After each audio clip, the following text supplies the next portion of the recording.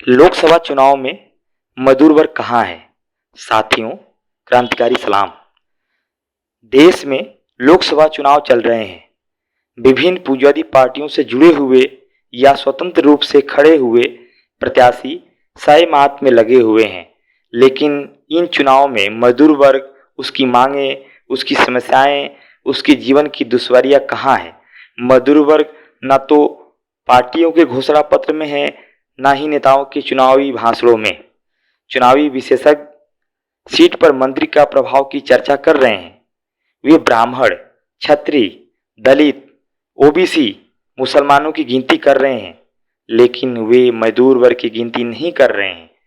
कितने मजदूर अस्थायी, कितने अस्थायी, कितने मजदूर हैं जिन्हें साल भर काम मिलता है और कितने को नहीं मिलता है। मजदूरों की निर्णायक संख्या होने के बावजूद मजदूर आम चुनाव में कोई मुद्दा नहीं है।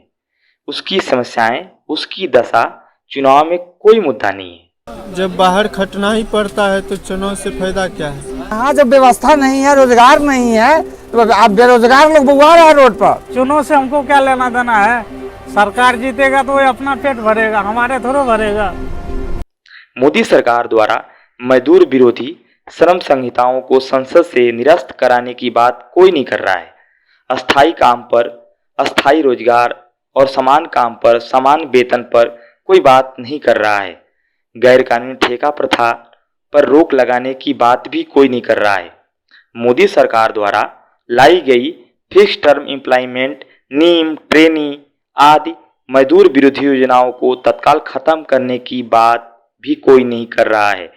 महिलाओं के हितैषी होने की पाखंड करने वाली चुनावबाज लोग यह नहीं कह रहे हैं कि मोदी सरकार द्वारा महिला मजदूरों से रात की पाली में काम कराने की जो छूट कंपनी मालिकों को दी गई है, उस पर रोक लगाएंगे।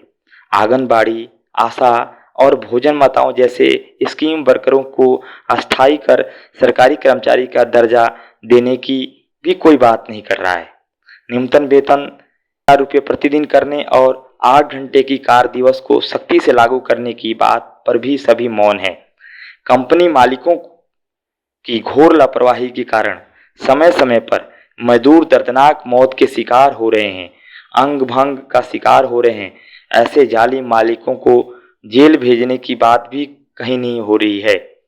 श्रम कानूनों को सख्ती से लागू कराने और इस हेतु लापरवाही बरतने वाले श्रम अधिकारियों को दंडित करने की बात भी चर्चा से गायब है।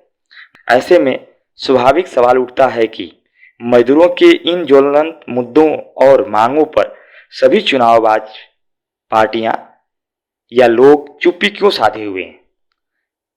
इसका एकमात्र जवाब यही है कि लोकसभा चुनाव में सभी प्रत्याशी और पार्टियां उपयुक्त मजदूर विरोधी नीतियों पर एकमत हैं।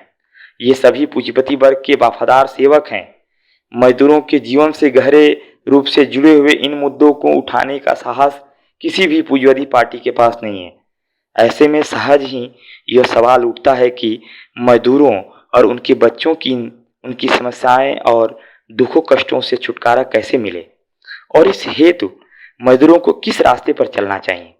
क्या उसे किसी चुनावबाज पार्टी का इंतजार करना चाहिए जो उसकी मांगों को उठाए, या उसे स्वयं आगे बढ़कर अपनी समस्याओं को दूर करने के लिए संघर्ष की राह चुननी चाहिए?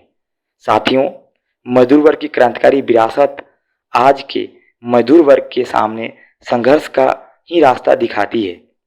1 मई अंतर्राष्ट्रीय मजदूर दिवस, पेरिस कम्यून, रूस की क्रांति, महान समाजवादी क्रांति, चीन की क्रांति आदि मजदूर वर्ग की क्रांतिकारी विरासत है।